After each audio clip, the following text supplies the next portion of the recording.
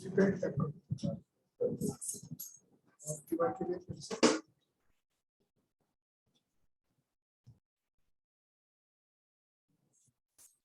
Okay. सो गौतम, हम लोग आज फर्स्ट चैप्टर चालू करेंगे।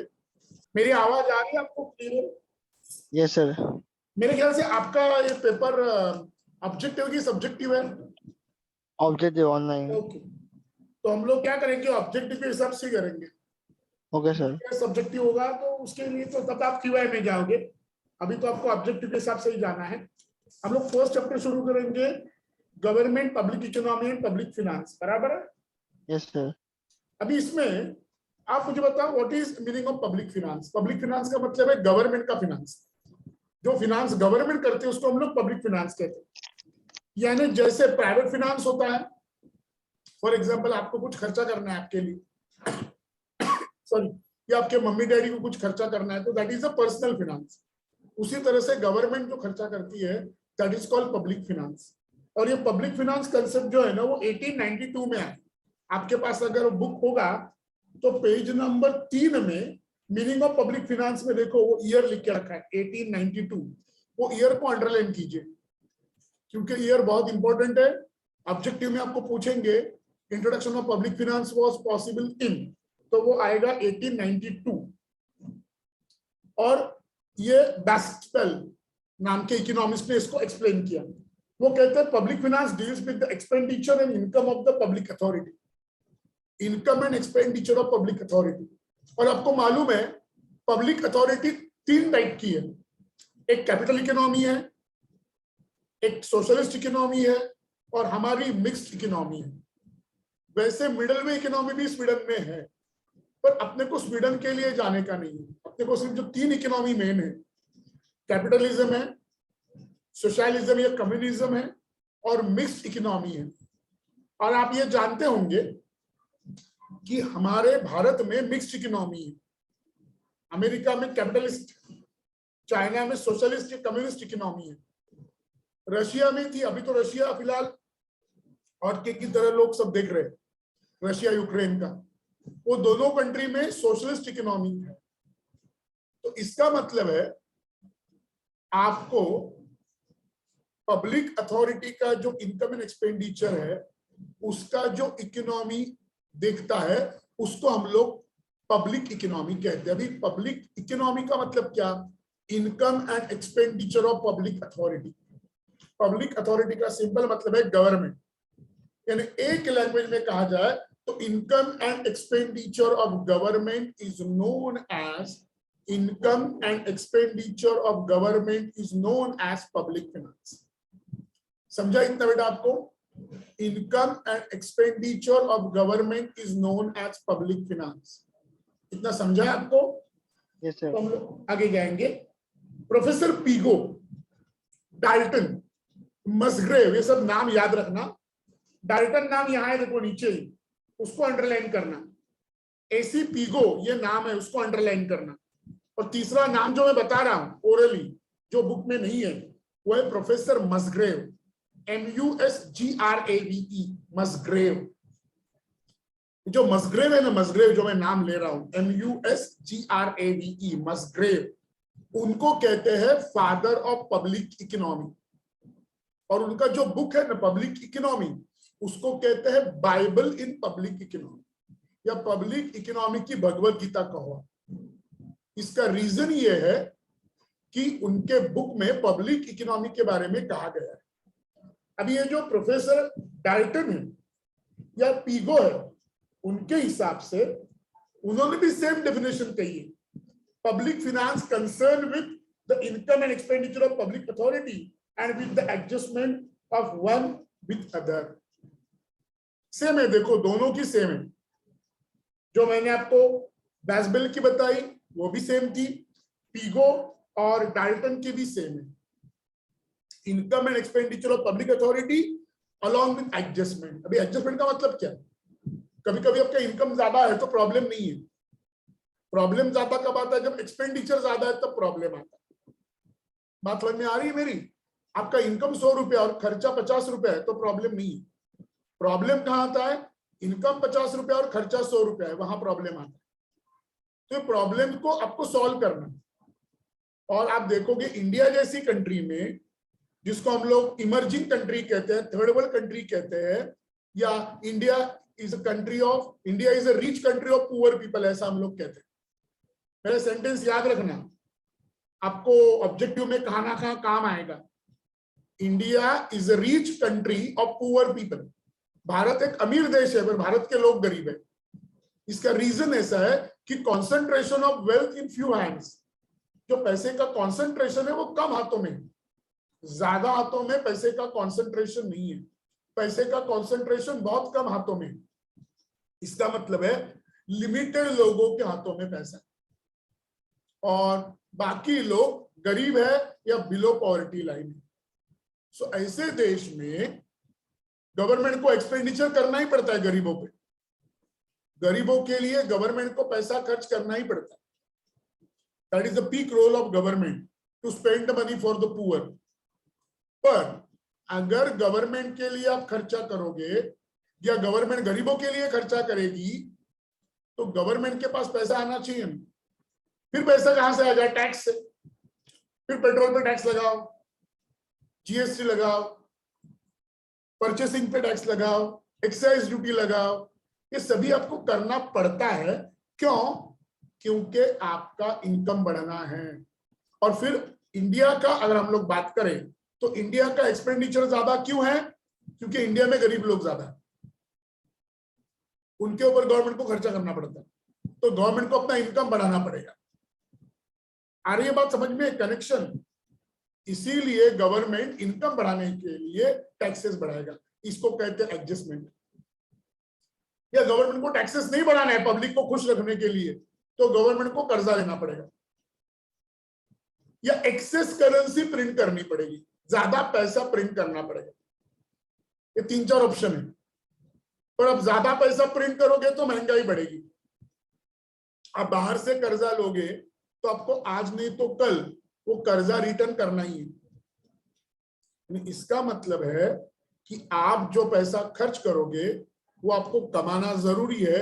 तो 3 ऑप्शन मैंने आपको बताया। पहला ऑप्शन मैंने आपको बताया टैक्स बढ़ाओ, दूसरा ऑप्शन मैंने बताया बाहर से लोन लो, जिसको हम लोग पब्लिक फाइनेंस के पब्लिक डेट कहते हैं।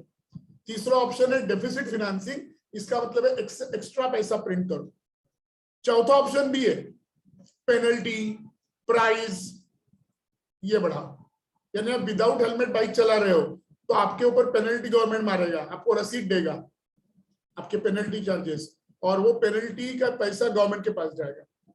आप स्कूल में कॉलेज में लेट फीस भरोगे एग्जाम की, उसके लिए लेट फीस चार्ज लगता है। वो लेट फीस चार्ज यानी पेनल्टी है, वो गवर्नमेंट लेगा, वो गवर्नमेंट का इनकम हुआ। इस तरह से भी गवर्नमेंट का इनकम बढ़ सकता है। तो इस तरह से गवर्नमेंट एडजस्ट करती है। तो अपनी डेफिनेशन क्या थी? Public economy is nothing but income and expenditure of public authority with their adjustment. इस तरह से गवर्नमेंट एडजस्ट करता है। इज इट क्लियर बेटा? समझा आपको? Yes sir. अभी प्रोफेसर फिलिप, इनका है, आपके बुक में होगा। मैंने ऑटो का डेफिनेशन जानबूझ के स्किप किया है क्योंकि ऑटो का डेफिनेशन आपके ऑब्जेक्टिव के हिसाब से इंपॉर्टेंट नहीं है। मैं आपके ऑब्जेक्टिव के हिसाब से जा रहा हूं क्योंकि आपका ऑनलाइन ऑब्जेक्टिव एग्जाम है, तो इतना हम लोग लोड क्यों ले? नहीं। तो और हमको कंसेप्ट भी क्लियर होना चाहिए टीवाई के लिए, क्योंकि बेस है। पर ज्यादा भी बर्डन नहीं डालना है आपको, क्योंकि आप जितना कम पढ़ के ज्यादा मार्क्स लाओगे उतना आपके लिए अच्छा है, मेरे लिए भी अच्छा है, बराबर ना? कम पढ़ के अगर आपको ज्यादा मार्क्स मिल रहे हैं तो आप भी खुश, और आपको अच्छे मार्क्स मिल रहे हैं इसलिए मैं भी खुश। फिलिप कहता है public finance deals with the finance of government, that finance of government includes rising and distribution of government funds. Government fund को राइज करो या रेज करो, कुछ भी करो, आप रेज कहो या राइज करो। गवर्नमेंट फंड को आपको रेज करना है, राइज करना है और डिस्ट्रीब्यूट करना है। अब गवर्नमेंट फंड को आपको राइज करना है, क्रिएट करना है। जैसे कोरोना में बहुत से लोगों के जॉब चले गए, आपको मालूम होगा, तो लोगों ने छोटे छोटे बिजनेस खोल लिए। एकदम छोटी सी वड़ा पाव की गाड़ी से लेके किसी ने घर में मसाला बनाना शुरू किया। ये सब धीरे धीरे लोगों ने छोटे छोटे बिजनेस डेवलप किए। यानी फंड रेज किए, खुद के लाइफ को जितना भी खर्चा आता है वो उन्होंने क्रिएट किया। एनी हाउ आपको फंड रेज करना ही पड़ता है, और फंड रेज आप प्राइवेट हो या गवर्नमेंट हो, फंड रेज करना जरूरी है। फंड रेज करने के बाद वो आप फंड कहां खर्च करोगे, दैट इज ऑल्सो इंपॉर्टेंट, और डिस्ट्रीब्यूशन इंपॉर्टेंट है। फॉर एग्जाम्पल समझो आप एक कंपनी के मैनेजर हो, आपके पास 10 लाख रुपया दिया, 10 लाख रुपया आपको डिस्ट्रीब्यूट करना है, क्योंकि आपके कंपनी में स्टाफ होगा, आपके कंपनी में वर्कर्स होंगे, प्यून होंगे, आपका इलेक्ट्रिक का भाड़ा है, उनका रोजमर्रा का चाय पानी का खर्चा है, उनका नाश्ता है, समझो एक बार आप नाश्ता खिला रहे हो वर्कर्स को, तो ये 10 लाख में आपको पूरा मैनेज करना है एक महीने का। उसमें इलेक्ट्रिसिटी का भाड़ा, आपकी बड़ी बड़ी मशीन चलेगी, आपके ऑफिस में 24/7 एसी चलेगा, उसका खर्चा आपको निकालना है, आपके वर्कर्स का, आपके स्टाफ का सैलरी आपको निकालना है, यानी आपके पास जो पैसा है आपको सबको डिस्ट्रीब्यूट करना है, ऊपर से आपका प्रॉफिट भी होना चाहिए। तो ये सब देख के आपको डिसाइड करना पड़ता है। इसी तरह से जैसे आप डिसाइड करते हो वैसे गवर्नमेंट डिसाइड करती है। Government decides how to distribute the money among all the sectors of economy. जैसे मैंने आपके यहाँ वर्कर का, आपके यहाँ कॉमन स्टाफ कहा, आपके यहाँ खुद का प्रॉफिट कहा, वैसे गवर्नमेंट के पास भी रीच है, पुअर है, मिडिल क्लास है, एकदम झुग्गी झोपड़ी में रहने वाला गरीब है, एकदम बड़े बड़े महलों में रहने वाला अमीर है, आप मेरे जैसे मिडिल क्लास लोग हैं, हम ना एकदम गरीब है ना एकदम अमीर है। तो सबका गवर्नमेंट को सोचना पड़ता है। इस तरह से गवर्नमेंट आगे जाती है। अगर आप आगे देखोगे तो हिग्स का डेफिनेशन है, प्रोफेसर हिग्स, वो कहते हैं the main content of public finance consist of examination and appraisal of methods by which government bodies provide collective satisfaction of wants and secure necessary fund to carry out their purposes. ये बहुत definition important है, एकदम ध्यान से देखना। The main content of public finance consists examination and appraisal of methods by which government bodies provide collective satisfaction of wants. कौन सी method से collective satisfaction of wants, collective satisfaction of all the people in India, not satisfaction of a single person, satisfaction of all the people in India. भारत में रहने वाले सभी लोगों का सैटिस्फैक्शन होना चाहिए, satisfaction of all the people who are living in India. तो which method you are selecting, मैंने आपको पहले 3 मेथड गिनवाई थी, कम्युनिज्म या socialism, capitalism and mixed economy. मैंने आपको 3 मेथड कही थी। कम्युनिज्म में क्या होता है कि सोशलिज्म में all the factors of production own by government. Capitalism में क्या होता है, all the factors of production own by private entrepreneurs. और मिक्स में क्या होता है, 50-50 each, some sectors own by government, some sectors own by private people. तो इंडिया ने मिक्स्ड इकोनॉमी अडॉप्ट किया। रशिया या चाइना में या यूक्रेन के पार्ट में सोशलिज्म इकोनॉमी है, सोशलिस्ट इकोनॉमी। इंडिया में मिक्स्ड इकोनॉमी है, अमेरिका में कैपिटलिस्ट इकोनॉमी है, जर्मनी में कैपिटलिस्ट इकोनॉमी है, जापान में कैपिटलिस्ट इकोनॉमी है। हालांकि उनको खुद को वेलफेयर स्टेट कहते हैं, but that is a capitalist economy. तो by this method how you solve the problem? Problem क्या प्रॉब्लम है? सबको सेटिस्फाइड करना ये प्रॉब्लम है। सब लोगों को लगना चाहिए मैं सेटिस्फाइड हूं। और वैसे गौतम आपको मालूम होगा कि हम लोग सबको सेटिस्फाइड नहीं कर सकते। You cannot satisfy each and every person in the society, क्योंकि हर एक का सेटिस्फेक्शन लेवल अलग है। हर आदमी एक ही स्ट्राइक में या एक ही स्ट्रोक में सेटिस्फाइड नहीं हो सकता। यही तो मेजर चैलेंज है गवर्नमेंट का। मैं आपको एग्जांपल देता हूं, समझो। टैक्स लगाया और गरीबों के खर्चा किया तो गरीब लोग खुश हो जाएंगे, गवर्नमेंट ने टैक्स का पैसा हम पे खर्च किया। और जिन अमीर लोगों पे टैक्स लगेगा वो लोग नाराज हो जाएंगे। तो आप एक ही साथ दोनों को सेटिस्फाइड नहीं कर सकते, और इसीलिए चैलेंजिंग है। चैलेंजिंग कब आता है? जब मैं आपको डिफिकल्ट टास्क देता हूं। मैंने कहा पानी पूरी खा के दिखाओ, ये डिफिकल्ट टास्क नहीं है, पर मैंने कहा 10 मिनट में 50 या 60 पानी पूरी खा के दिखाओ, तो ये चैलेंजिंग टास्क है। मेरी भावनाओं को समझो, इमोशंस को समझो, मैं क्या कह रहा हूं। खाली पानी पूरी खाना ये कोई भी टास्क नहीं है, पर अगर मैं आपको कहता हूं 5 मिनट में, 10 मिनट में 50 या 100 पानी पूरी खा के दिखाना, ये टास्क हो, ये डिफिकल्टी लेवल हो। जैसे जैसे डिफिकल्टी लेवल बढ़ती है वैसे वैसे टास्क बढ़ता है। तो गवर्नमेंट का टास्क क्यों बढ़ता है? क्वेश्चन आएगा आपको, why government task increases, why government क्या बोलते हैं, प्रॉब्लम इंक्रीजेस।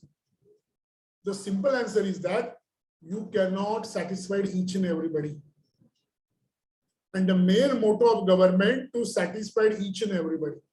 गवर्नमेंट का मेन मोटो क्या है? सबको आपको सेटिस्फाइड करना है। आ रही है बात समझ में बेटा मेरी? Yes sir. देखो पेज आप टर्न करोगे ना गौतम, तो मसग्रेव का नाम मैंने आपको बोला था, देखो पीछे नाम है 4th पेज पे, स्टार्टिंग में नाम है मसग्रेव। मैंने आपको एक नाम बोला था मसग्रेव का, उनको कहते हैं फादर ऑफ पब्लिक फिनांस। मैंने आपको कहा था रिचर्ड मसग्रेव, दोनों भाई है, जॉन एंड रिचर्ड। उन्होंने आपको रिचर्ड मसग्रेव का डेफिनेशन दिया है, दोनों सगे भाई है। उनको कहते हैं मसग्रेव एंड मसग्रेव। उन्होंने खाली सिंगल मसग्रेव लिया है, पर हमारे इकोनॉमिक स्किल लैंग्वेज में उनको मसग्रेव एंड मसग्रेव दोनों भाइयों का नाम लिया जाता है। वो कहते हैं public finance is concern with complex of problem that center around revenue expenditure process of government. Revenue and expenditure, revenue यानी इनकम, एक्सपेंडिचर तो आपको मालूम है। मैंने आपको बताया कि गवर्नमेंट का रेवेन्यू एक टैक्स रेवेन्यू है, दूसरा नॉन टैक्स रेवेन्यू है। देखो टैक्स रेवेन्यू क्या है? Direct tax, indirect tax. Non tax revenue मैंने आपको बताया price, fees, penalty, gift, grants, ये नॉन टैक्स रेवेन्यू है। फिर से बता रहा हूं, टैक्स रेवेन्यू उसके दो part, direct tax, indirect tax. Non tax revenue उसमें प्राइस आता है। प्राइस का मतलब आप बीएसटी से ट्रैवल करते हो तो बीएसटी से भी गवर्नमेंट की, तो पैसा गवर्नमेंट के पास जाएगा। आप ट्रेन से ट्रैवल करते हो, आप पास निकालते हो, आप टिकट निकालते हो, ये सेंट्रल गवर्नमेंट का है, वो पैसा सेंट्रल गवर्नमेंट को जाएगा। आप एसटी से ट्रैवल करते हो, वो स्टेट गवर्नमेंट का है, वो पैसा स्टेट गवर्नमेंट को जाएगा। यानी इस तरह से प्राइस, आप वो सर्विस खरीद रहे हो, you are purchasing the service. When you travel by BST you are purchasing the service. Maybe what money you are giving, 6 rupees, 5 rupees, that doesn't matter, but you are purchasing service. When you travel by train from Malad to Churchgate, you are paying 10 rupees, return 20 rupees, means you are purchasing the service. In the case of government, that is called price. Second, जो मैंने आपको बताया gift. जब हमारे prime minister out of country जाते हैं दूसरे countries में, तो वो कंट्री इनको गिफ्ट देती है प्राइम मिनिस्टर को, कि हमारे घर में कोई मेहमान आया तो हम उसकी मेहमान नवाजी करेंगे, और बड़े लोग आए पहली बार तो बहुत से घरों में उनको गिफ्ट दी जाती है, आप आए अच्छा लगा हमको, इस तरह से गिफ्ट दी जाती है। ये गिफ्ट कैश काइंड किसमें भी हो सकती है। ये गिफ्ट जो है ना वो पीएम की गिफ्ट नहीं। समझो फॉर एग्जाम्पल XYZ नाम के कोई प्राइम मिनिस्टर है, वो अपने देश में आए, मैंने उनको एक गीता, भगवत गीता का बुक दिया और एक 40 करोड़ दिए, तो 40 करोड़ जो है ना वो उस प्राइम मिनिस्टर के कंट्री को दिया है। मैंने भगवत गीता उनको दी, मैंने रामायण की एक कॉपी दी, या एक अच्छा वाला पेन दिया, या अच्छा वाला शर्ट, कॉस्टली शर्ट गिफ्ट दिया, तो वो उस आदमी का। पर जब मैं कैश में देता हूं 15 करोड़, 20 करोड़, 80 करोड़, 90 करोड़, तो वो कंट्री का होता है। जब हमारे प्रधानमंत्री मोदी जी बाहर जाते हैं तो वो कंट्री भी उनको कुछ गिफ्ट देती है in the form of cash, और वो पैसा इंडिया के गवर्नमेंट के ट्रेजरी में, तिजोरी में जमा हो जाता है। आ रही बात समझ में?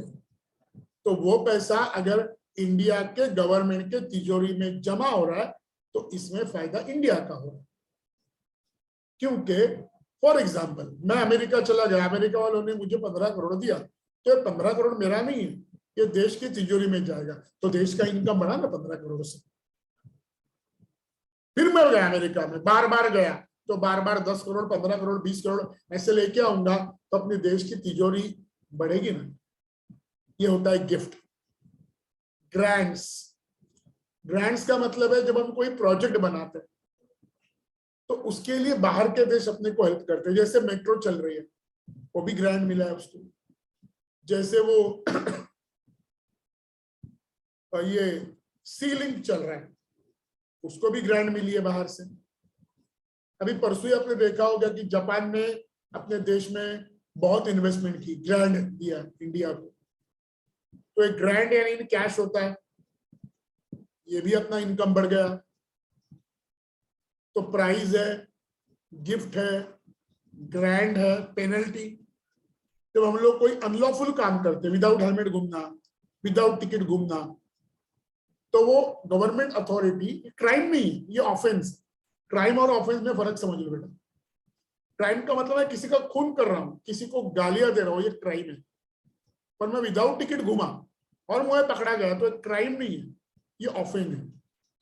उसके लिए मुझे कोई जेल भी नहीं डालेगा, मेरे से पेनल्टी लेंगे। हाँ, पेनल्टी मेरे पास नहीं होगा तो बात अलग है, पर पहले मेरे से पेनल्टी ली जाएगी, जो भी कुछ होगी, 500, 1000 रुपया मैंने भरी तो रसीद देके मैं निकल जा सकता। मैं 10,000, 5,000, 2,000, 500, 100, 50 जो भी कोई फाइन है वो दूंगा, सामने रसीद भर के देगा मुझे, मैं निकल गया। ये पैसा गवर्नमेंट की ट्रेजरी में गया, गवर्नमेंट की तिजोरी में गया। तो जितना फाइन मारोगे उतना गवर्नमेंट का पैसा बढ़ेगा, गवर्नमेंट का इनकम है ना वो। इसलिए गिफ्ट है, ग्रांट है, प्राइज है, फीस। फीस का मतलब क्या? जब आप कोर्ट फीस स्टैम्प लेते हो या आप नया ब्लॉक खरीदते हो तो आपको स्टैम्प ड्यूटी भरनी पड़ती है, आपको रजिस्ट्रेशन करना पड़ता है। आपको मालूम होगा कि जब हम लोग ब्लॉक खरीदते हैं नया तो अपने को स्टैम्प ड्यूटी, रजिस्ट्रेशन करना पड़ता है, वो भी गवर्नमेंट के पास जाएगा। यानी ये गवर्नमेंट के इनकम सोर्सेस है। मैंने आपको बताया, देखो गवर्नमेंट के इनकम सोर्सेस कितने मैंने आपको बताया। पहला बताया टैक्स। टैक्स में मैंने आपको दो हिस्से बताए, डायरेक्ट टैक्स, इनडायरेक्ट टैक्स। बाद में मैंने आपको बताया नॉन टैक्स, उसमें मैंने प्राइस, गिफ्ट, ग्रांट, पेनल्टी ये बताया। और एक सोर्स मैंने आपको कहा था स्टार्टिंग में, प्रिंटिंग एक्स्ट्रा मनी। जितना पैसा कम गिर रहा है उतना पैसा छापो, आरबीआई को बोल के वो प्रिंट करके लो। इसको कहते हैं डेफिसिट फाइनेंसिंग।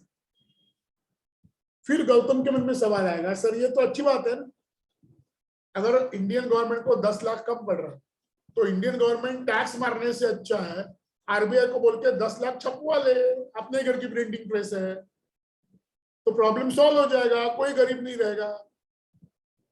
ये झट से किसी को भी लगेगा, पर एज ए इकोनॉमिस्ट या आप इकोनॉमिक्स के स्टूडेंट हो तो आपके मालूम होगा कि ऐसा एक्स्ट्रा अगर करेंसी प्रिंट किया तो उससे महंगाई बढ़ती, क्योंकि जितना पैसे का सप्लाई बढ़ेगा ना उतनी महंगाई बढ़ेगी। आज देखो ना श्रीलंका में हालत क्या है, आपने न्यूज में देखा होगा कभी। इंग्लैंड में देखो पेट्रोल नहीं मिल रहा है, लोग रात को लाइन लगा रहे पेट्रोल के लिए। अमेरिका में आज प्राइस इंडेक्स इतना हाई हो गया है, पाकिस्तान में आज गैस का सिलेंडर 3,500 रुपए के ऊपर चला गया इंडियन करेंसी में। ये सभी चीजें सामने आती है। अगर आप कोथमीर की जुड़ी लोगे तो $2, यानी हम लोग 70 रुपए भी डॉलर पकड़े तो 140 रुपए की कोथमीर, कोरिएंडर लीव्स की छोटी सी गड्डी जो अपने यहाँ 8-10 रुपए मिलती, कड़ी पत्ता करी लीव्स जो हम लोग फूकड़ मांगते भैया से, सब्जी वाले से बोलते मिर्ची लिया, कोथमीर लिया, धनिया लिया, थोड़ा कड़ी पत्ता दे, वो भी वहां $2 या $3 में मिलती है। अगर $3 पकड़ो, 70 रुपए में डॉलर पकड़ो तो 210 रुपए होगा इंडियन करेंसी में। तो इसका मतलब है अगर आप एक्सेस पैसा प्रिंट करके मार्केट में डालोगे प्रॉब्लम सॉल्व करने के लिए, तो अपने देश में भी ऐसा प्रॉब्लम आ सकता है। इसलिए डेफिसिट फाइनेंसिंग तो पॉसिबल नहीं है। फिर चौथा ऑप्शन बचता है आप बाहर से लोन लो, इसको पब्लिक डेट कहते हैं। बाहर से लोन लोगे तो आपको तो मालूम है, एक बार आपने लोन लिया तो वो लोन के ट्रैप में फंसते जाते हैं, फिर लोन पे लोन, लोन पे लोन, और लोन का आपको ईएमआई भरना पड़ेगा। वो तो आपको मालूम है, हम लोग लोन पे फ्लैट लेते हैं या लोन पे कोई भी चीज लेते हैं, हर महीने अपना पैसा तो कटता है विद इंटरेस्ट। तो इसीलिए गवर्नमेंट को पब्लिक फाइनेंस बढ़ाने के लिए उनके पास दो ही ऑप्शन है, टैक्स एंड नॉन टैक्स। तीसरा ऑप्शन जो मैंने आपको कहा डेफिसिट फाइनेंसिंग, वो भी पॉसिबल नहीं है। और चौथा ऑप्शन जो मैंने कहा पब्लिक डेट या पब्लिक बोरोइंग, गवर्नमेंट बाहर से कर्जा ले, ये भी पॉसिबल नहीं है, क्योंकि इन दोनों कारणों से इकोनॉमी खतरे में आ जाएगी। इतना आपको समझा है? Yes sir. तो गौतम मैं आपको सवाल पूछ रहा हूँ, देखो आपको अगर जवाब आए तो आप देना। ये आपका ऑब्जेक्टिव टाइप क्वेश्चन मैं पूछ रहा हूँ आपको, मेरा question soon low. Which is the best option for the government to raise money? Which is the best option to the government to raise the money? A, अभी आपको ABCD में option दूंगा, उसमें से आपको ऑप्शन चूज करना है। इस तरह से क्वेश्चन आपको आएंगे ये चैप्टर पे। A option, by increasing the tax on the people. Secondly, by increasing non-tax burden, जो गिफ्ट पेनल्टी ग्रैंड मैंने आपको कहा। तीसरा, बाय डेफिसिट फाइनेंसिंग यानी प्रिंटिंग एक्स्ट्रा मनी। और चौथा, पब्लिक बोरोइंग यानी बाहर से कर्जा लेना। कौन सा बेस्ट ऑप्शन गवर्नमेंट के लिए है? ए। शाबाश, आ गया आपको, परफेक्ट। ए ऑप्शन गवर्नमेंट के लिए बेस्ट, परफेक्ट। उसके बाद आप देखोगे scope of public finance 5 number page में। ये केन्स का थियरी अपने ऑब्जेक्टिव में नहीं आएगा, वो सब्जेक्टिव में आता है। ऑब्जेक्टिव में उसमें कोई क्वेश्चन आएगा ही नहीं, जैसा अभी मैंने आपको क्वेश्चन बताया। देखो scope of public finance, scope of public finance का मतलब है कहां तक पब्लिक फाइनेंस फैल सकता है, उसका स्कोप क्या, कौन कौन से एरिया में पब्लिक फाइनेंस जा सकता है, ये हमको देखना है। जैसा आपने एकदम ब्रिलियंट आंसर दिया, और वो भी हम लोग ऑनलाइन बात कर रहे हैं, फिर भी आपने सही आंसर दिया। ऑफलाइन भी बच्चों को कंसेप्ट नहीं समझते ना, आपका ब्रेन बहुत अच्छा है, वेरी गुड। अब ऐसे आप मुझे स्कोप का आंसर दें। स्कोप ऑफ पब्लिक फाइनेंस, इसका मतलब है कि इकोनॉमी कहां तक बढ़ सकती है, what is the scope of public finance. तो हमारी जो इकोनॉमी है वो पॉलिटिकल इकोनॉमी है। पॉलिटिकल इकोनॉमी का मतलब क्या है? Central government who is in the power, they decide the project. State government who is in the power, they decide the project. तो महाराष्ट्र के सभी डिसीजन महाराष्ट्र की स्टेट गवर्नमेंट लेगी, इंडिया के सभी डिसीजन इंडिया की सेंट्रल गवर्नमेंट लेगी, दिल्ली के सभी डिसीजन दिल्ली की गवर्नमेंट लेगी, पंजाब के सभी डिसीजन पंजाब की गवर्नमेंट लेगी, यूपी के सभी डिसीजन यूपी की गवर्नमेंट लेगी, महाराष्ट्र के डिसीजन महाराष्ट्र गवर्नमेंट लेगी, मुंबई के डिसीजन मुंबई का कॉर्पोरेटर और मुंबई का मेयर लेगा, जिसको मुंबई की बीएमसी कहते हैं। यानी लोकल लेवल के डिसीजन बीएमसी लेगी, थाना में टीएमसी लेगी, पुणे में पीएमसी लेगी, पुणे म्युनिसिपल कॉर्पोरेशन, थाना में थाना म्युनिसिपल कॉर्पोरेशन, मुंबई में मुंबई म्युनिसिपल कॉर्पोरेशन, बीएमसी बृहद मुंबई म्युनिसिपल कॉर्पोरेशन। महाराष्ट्र के डिसीजन स्टेट गवर्नमेंट लेगी, कंट्री के डिसीजन सेंट्रल गवर्नमेंट लेगी। ये स्कोप है। यानी आप इंडिया से शुरू हो जाते हो और मुंबई तक पहुंच जाते हो, थाना तक पहुंच जाते हो, पूना तक पहुंच जाते हो, या छोटे छोटे शहरों तक पहुंच जाते हो, या मलाड तक पहुंच जाते हो, एकदम छोटा सबरमन। शुरू किया हमने इंडिया से, पहुंचे मलाड में। यानी फ्रॉम बिग टू स्मॉल हर जगह आपको स्कोप है, आपको चांस है पब्लिक फाइनेंस को। तो इसीलिए आपका स्कोप बहुत बड़ा है। मैंने आपको बताया, शुरू किया हमने मलाड इंडिया से, पहुंचे मलाड में। बेटा गौतम, आप जानते हो मुझे मालूम नहीं, 80 लाख विलेजेस इंडिया में, छोटे बड़े। मैं सिटी की बात ही नहीं कर रहा, मुंबई जैसे या सबरमन, मलाड, गोरेगांव जैसे। मैं स्मॉल विलेजेस की बात कर रहा हूँ। इंडिया में छोटे छोटे, जिसको गामड़ा गांव कहते हैं, ऐसे 80 लाख छोटे बड़े विलेजेस हैं। मैं सिटी सबरमन की बात ही नहीं कर रहा, मैं पूरे इंडिया में 80 लाख गांव है। मुंबई, पुणे, कोल्हापुर, सोलापुर जैसे शहर की बात अलग, मलाड, गोरेगांव, कांदिवली, बोरली, सबरमन की बात अलग। फिर मलाड में आप मलाड ईस्ट वेस्ट वो करो, फिर मलाड में मड़ तक चले जाओ, मलाड स्टेशन से, यहाँ मलाड स्टेशन से हाईवे की तरफ चले जाओ। यानी कितना वाइड एरिया देखो, खाली मलाड की बात करें तो कितने बड़े एरिया में आपको फाइनेंस पहुंचाना है, ये आपका स्कोप है।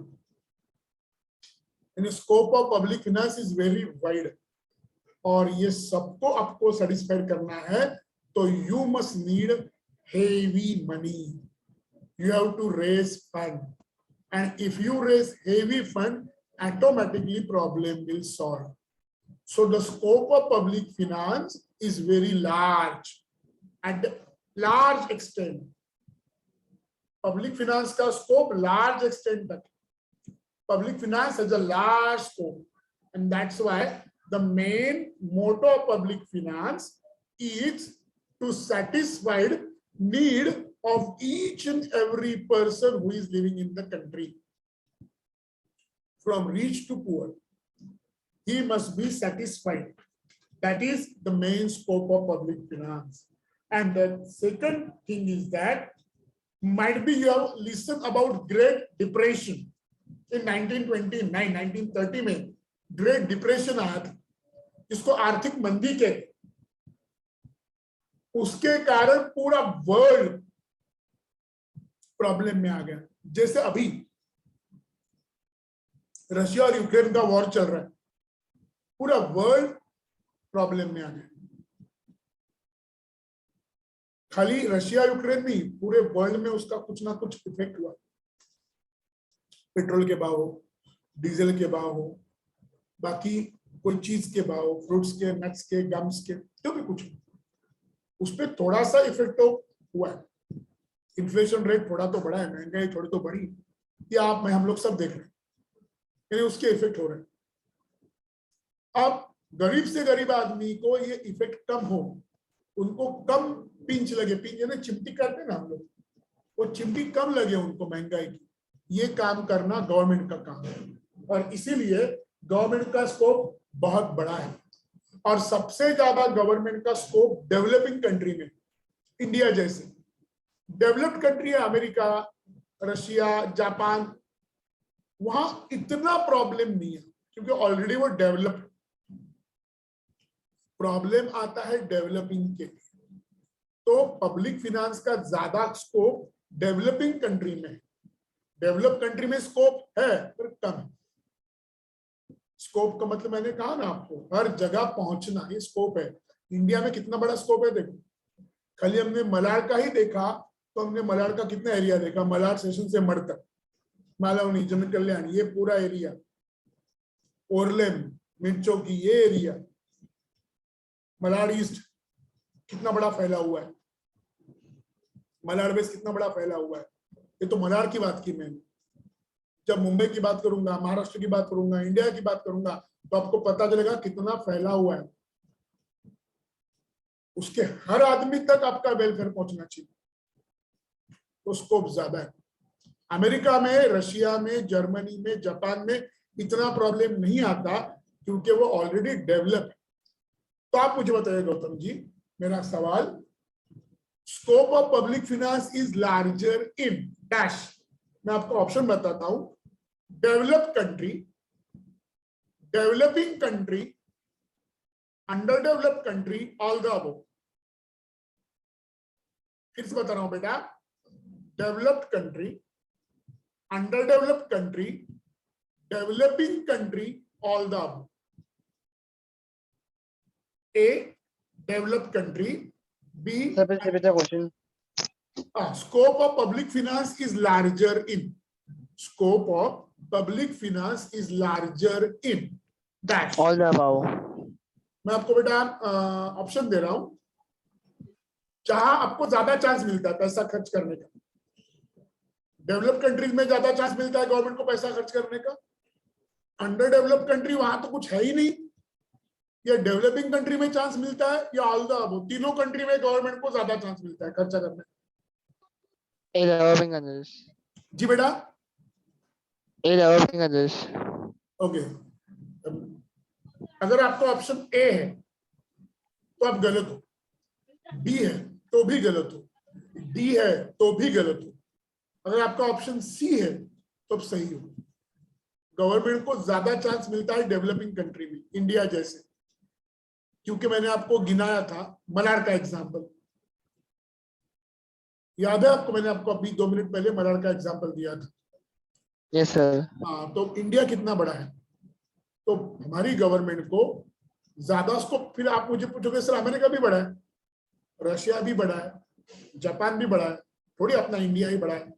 वहां भी सब बहुत लोग हैं, पर वहां सब लोग अमीर हैं, तो इनको इतना इफेक्ट नहीं है। समझो,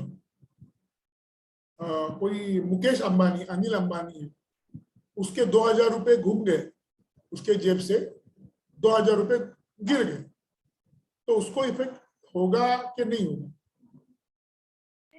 नहीं होगा। आपके मेरे जेब से 2000 गिर गए तो अपने को टेंशन आएगा कि नहीं आएगा? आएगा। क्यों बेटा? क्योंकि मुकेश अंबानी इज करोड़पति, हम लोग मिडिल क्लास मैंने इसका लिया है। उसके पास तो 2000 रुपए आने चिल्लर, 2-3 रुपए जैसे। हाँ। अपने लिए 2-3 रुपया गिरा तो अपने को टेंशन नहीं आएगा, पर जो अपने से एकदम गरीब है, रास्ते पे रहते हैं, उन लोग का 5 रुपया घूम गया तो भी वो रोएंगे, बराबर ना? Yes sir. अपना 5 रुपया गया तो अपने को टेंशन नहीं आएगा, पर यस अपना सर। 2000 गिरा तो अपने को टेंशन जरूर आएगा। Yes sir.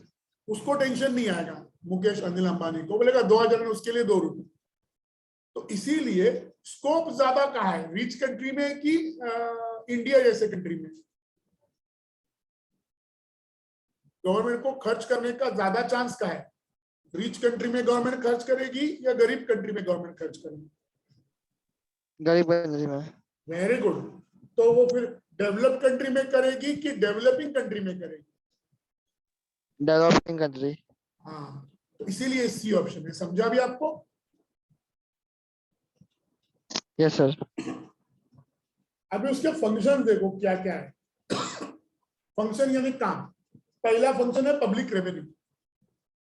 पब्लिक रेवेन्यू आपको फिर से गिना रहा हूं, वही पॉइंट आ रहा है, एक ही पॉइंट बार बार आ रहा है। पब्लिक रेवेन्यू यानी पब्लिक इनकम, गवर्नमेंट का इनकम।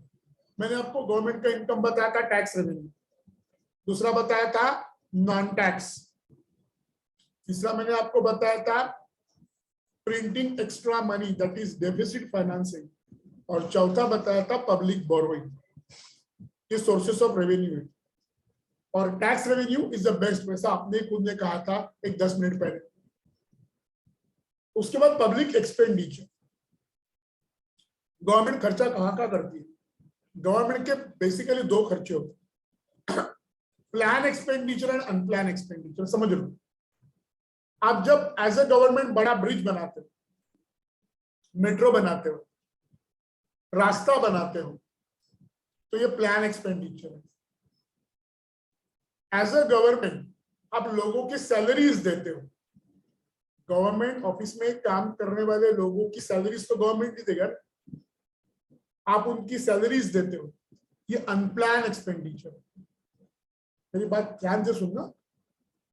अच्छे रास्ते बनाना, ब्रिजेस बनाना, मेट्रो बनाना, रेलवे लाइंस डाल देना, लिंक रोड का डेवलपमेंट करना, बड़े बड़े कंस्ट्रक्शन करना, बड़े बड़े ऑफिस क्रिएट करना, बड़े बड़े एयरपोर्ट बनाना, बड़ी कंपनीज बना के लोगों को जॉब देना, बड़े अस्पताल को क्रिएट करना, ये सब प्लान एक्सपेंडिचर। गवर्नमेंट के लोगों की सैलरी, ये अनप्लान एक्सपेंडिचर। मिलिट्री के लोगों की सैलरी, ये डिफेंस एक्सपेंडिचर है। बम, बुलेट, गन्स, मिसाइल्स, टैंक, ये खरीदना, ये डिफेंस एक्सपेंडिचर है। आप कोर्ट बना रहे हो, जहां कोर्ट में जज होता है, वकील होता है, बड़े बड़े केस लड़े जाते हैं, वो जो जज होता है ऑर्डर करने वाला, उसकी जो सैलरी जाएगी, क्योंकि गवर्नमेंट का आदमी, वो जुडिशियरी एक्सपेंडिचर है, वो जुडिशियरी एक्सपेंडिचर है, वो भी अनप्लान्ड ही है वैसे देखा जाए। प्लान का मतलब जहां कुछ कंस्ट्रक्शन हो रहा है, road, railway, metro, malls, buildings, जहां कंस्ट्रक्शन है, वो प्लान एक्सपेंडिचर है। जहां लोगों की सैलरीज जा रही है, वो अनप्लान एक्सपेंडिचर। जहां गन्स, बुलेट्स खरीद रहे हो, वो डिफेंस एक्सपेंडिचर है। और जज का, गवर्नमेंट प्रोसिक्यूटर, पब्लिक प्रोसिक्यूटर जिसको बोलते हैं, उनका आप सैलरी दे रहे हो, वो जुडिशियरी एक्सपेंडिचर है। यानी गवर्नमेंट के एक्सपेंडिचर ये अलग अलग है। उसमें से आपके हिसाब से कौन सा एक्सपेंडिचर सही है? प्लान एक्सपेंडिचर, अनप्लान या non plan expenditure, judiciary expenditure, defence expenditure, country के डेवलपमेंट के लिए विच एक्सपेंडिचर इज बेस्ट? मैं आपको ऑप्शन दे रहा हूं। Option A plan expenditure, option B unplan या non plan expenditure, option C defence expenditure, option D judiciary expenditure. देश को डेवलप करने के लिए कौन सा एक्सपेंडिचर जरूरी है?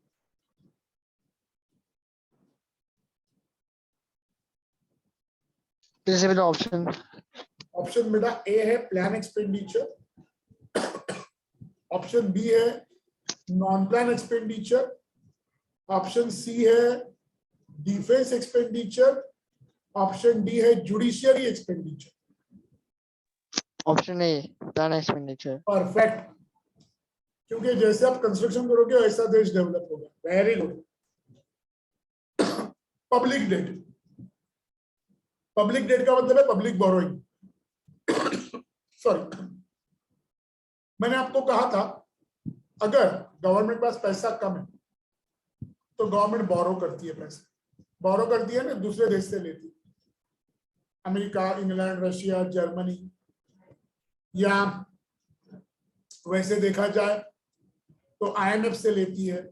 आईएमएफ यानी इंटरनेशनल मॉनेटरी फंड, डब्ल्यूटीओ से लेती है, वर्ल्ड ट्रेड ऑर्गेनाइजेशन, डब्ल्यूबी से लेती है, वर्ल्ड बैंक। हम लोग वहां से पैसा लेते हैं, यह है पब्लिक बोरोइंग। तो जितनी पब्लिक बोरोइंग ज्यादा होगी उतना देश के लिए पॉजिटिव होगा कि नेगेटिव होगा? यानी हम जितना पैसा ज्यादा लेंगे फॉरेन से, पब्लिक बोरोइंग करेंगे। बोरोइंग क्यों करना पड़ता है? मैंने आपको बताया, इनकम कम है, एक्सपेंडिचर ज्यादा है। किसी भी आदमी का इनकम जब कम होता है, खर्चा ज्यादा होता है, उसको कर्जा लेना पड़ता है। वैसे देश का, जब देश कर्जा लेता है इसका मतलब देश के पास पैसा कम, तभी तो आदमी कर्जा लेगा ना। जैसे मैं बैंक से कर्जा लेता हूं, वैसे फिर कंट्री किससे कर्जा लेती है? WTO, world trade organisation, IMF, international monetary fund, WB, world bank, या किसी दूसरे कंट्री से हम लोग कर्जा लेते हैं। तो ये वो पब्लिक बोरोइंग। लेना पड़ता है मजबूरी में। तो क्या ये कंट्री के लिए पॉजिटिव है कि नेगेटिव है, क्या लगता है? नेगेटिव है। जी बेटा। नेगेटिव। नहीं लेना चाहिए, बराबर है, नेगेटिव है। क्यों नेगेटिव है?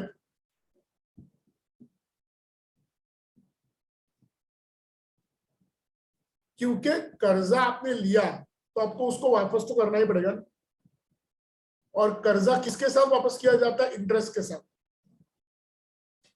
मैंने आपने 80 करोड़ लिया तो आपको देते वक्त 90 या 100 करोड़ देना पड़ेगा। मैं आपको फोकट तो नहीं मिलेगा, आपको 80 करोड़ का 100 करोड़ या 110 करोड़ देना है।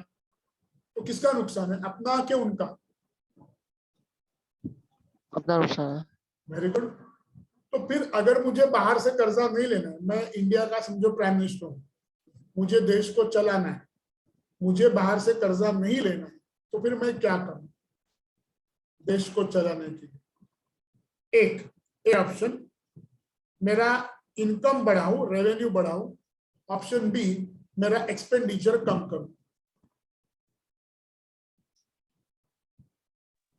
एक्सपेंडिचर कम कर दो। वेरी गुड, शाबाश, सही जवाब। ये भले आपने ब्लैंक लिखा पर आपका आंसर बहुत सही है। अभी एक्सपेंडिचर मेरा कहां जा रहा है? कंपनीज पे, बड़ी बड़ी कंपनीज पे, जैसे एयर इंडिया है, रेलवे है, ये सबको मेरे को खर्चा भी करना पड़ता है और उसके स्टाफ की सैलरी भी देनी पड़ती है। यानी प्लान एक्सपेंडिचर भी है, अनप्लान एक्सपेंडिचर भी है। मैंने बोला ना, एयरपोर्ट क्रिएट करना प्लान एक्सपेंडिचर है, पर वो कैप्टन की, पायलट की, एयर होस्टेस की सैलरी देना ये अनप्लान एक्सपेंडिचर है। यानी मेरा दोनों तरफ खर्चा हो रहा है। और आपने अभी कहा 1 मिनट पहले, सर खर्चा कम कर दो, तो फिर एयरलाइन मेरी है, मैं उसका मालिक हूं, गवर्नमेंट। अब मुझे खर्चा कम करना है तो मैं क्या करूं? एयरलाइन मुझे बंद नहीं करनी है क्योंकि पब्लिक को जाना आना है। और गौतम खुद वो एयरलाइन खरीदने के लिए इंटरेस्टेड है। गौतम मुझे कहता है कि आप मेरे को बेच दो, आपको पैसा मिलेगा, उल्टा आपका इनकम बढ़ेगा, आपके जो लोग हैं उनको मैं काम से नहीं निकालूंगा, वो वही काम पे रहेंगे, बाकी खर्चा मैं संभालूंगा, आपको टेंशन नहीं लेने की जरूरत सर, पूरा मैं संभालता हूँ, बस ये आप मेरे को बेच दो, ये आपका पैसा लो, 80 करोड़, 90 करोड़, 500 करोड़, 1000 करोड़, ये आप फिक्स में डाल दो, आपके देश का खर्चा चलाओ, आपका भी टेंशन गुल, और यहाँ से आपका खर्चा भी कम हुआ क्योंकि उसका सब खर्चा मैं देखने वाला हूँ। तो फिर मैं क्या करूं? वो एयरलाइन गौतम को दूं या ना दूं?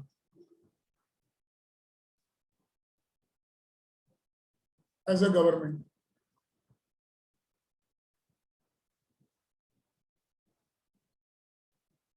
यस गौतम, क्या लगता है? एयरलाइंस दे देंगे। देखो बेटा, मेरा सवाल ऐसा है कि एयरलाइन का खर्चा मेरा बहुत जा रहा है फॉर एग्जाम्पल, और गौतम खुद मांग रहा है मेरे से, वो उल्टा मेरे को पैसा भी दे रहा है, और पूरा जो खर्चा है इसके बाद सब गौतम करने वाला है, तो मेरा खर्चा बचने वाला है, मेरा एक्सपेंडिचर कम होने वाला है। तो एज ए गवर्नमेंट में क्या डिसीजन लूं? एयरलाइन गौतम को चलाने दूं या ना दूं? एयरलाइंस दे दे चलाने के लिए। आपको क्योंकि लगता है चलाने हमारा। देनी चाहिए? Yes sir. बस शाबाश। तो उसको ही कहते हैं डिस इन्वेस्टमेंट। मैंने क्या किया, जो पैसा मैं इन्वेस्ट कर रहा था, अब पैसा इन्वेस्ट मैं नहीं करूंगा, खर्चा मैं नहीं करूंगा, खर्चा कौन करेगा? गौतम करेगा। आ रही बात समझ में? Yes sir. जो पैसा एयरलाइन के लिए मैं खर्चा करने वाला था, इन्वेस्ट करने वाला था, अब वो इन्वेस्ट मैं नहीं करूंगा, वो इन्वेस्ट गौतम करेगा। अभी वो गौतम का हेडेक है, वो स्टाफ की सैलरी देना, एयरपोर्ट की रिपेयरिंग करना, टिकट बेचना एयरलाइन के, आने वाले पैसेंजर को वेलकम करना, उनको नाश्ता पानी खिलाना, ये सब भी गौतम का हेडेक है, मेरा हेडेक नहीं है। मैंने मेरी एयरलाइन गौतम को बेच दी, यानी मैंने मेरा पैसा निकाल के लिया, गौतम को बोला तेरा पैसा डाल। बेचने का मतलब जैसे वड़ा पाव बेचता हूं वैसे नहीं, मैंने मेरा पैसा निकालना है, तू तेरा पैसा डाल, अब ये तेरा हेडेक। तो मेरा पैसा तो मेरे पास रहा, मैंने मेरा पैसा निकाल लिया, अब वो एयरलाइन भी बंदी हुई, गौतम ने पैसा डाल लिया उसमें। अब आगे जो भी करना है, स्टाफ का पेमेंट, एयरपोर्ट वालों का पेमेंट, ये सब गौतम करेगा। यानी मेरा हेडेक कम हुआ कि बढ़ा एज अ गवर्नमेंट? कम हुआ। इसी को कहते हैं डिसइन्वेस्टमेंट। तो एज अ गवर्नमेंट अगर मैं डिसइन्वेस्टमेंट करता जाऊंगा धीरे धीरे, तो मेरा इनकम बढ़ेगा और एक्सपेंडिचर कम होगा। क्योंकि मेरा एक्सपेंडिचर कम हुआ तो मेरा पैसा बचेगा, यानी मेरा इनकम बढ़ गया। जहां मैं 500 रुपया खर्चा करता हूं, वहां मैंने 100 रुपया ही खर्चा किया, तो 400 रुपया बढ़ गया ना, वही तो मेरा इनकम है। आ रही बात समझ में? Yes sir. इसको कहते हैं डिसइन्वेस्टमेंट। इसी को कहते हैं फाइनेंशियल एडमिनिस्ट्रेशन। यानी आपको बजट में क्या करना है, कैपिटल बजट है, रेवेन्यू बजट है, इसमें आपको एडजस्टमेंट करना है। कैपिटल बजट का मतलब क्या? रेवेन्यू बजट आपको मालूम है, टैक्स मारना, पब्लिक से टैक्स लेना, ये हुआ रेवेन्यू बजट। कैपिटल बजट में क्या होता है? कैपिटल में आप बाहर से लोन लेते हो या बाहर लोन देते हो, ये हुआ कैपिटल बजट। पर आप अगर डिसइन्वेस्टमेंट करोगे तो आपका प्रॉब्लम ही सॉल्व हो जाएगा। इतना समझा बेटा आपको? Yes sir. ओके बेटा, इतना समझा ना आपको पूरा? Yes sir. Very good. तो अपना बेटा फर्स्ट लेसन कंप्लीट हुआ, बराबर ना? Yes sir. The role of government in an economy, उसमें the role of government in an economy, public finance, ये अपना आज बेटा कंप्लीट हुआ। Perfect. Yes sir. Okay bye बेटा, अभी मिलेंगे शनिवार को। Okay bye. Sir, bye.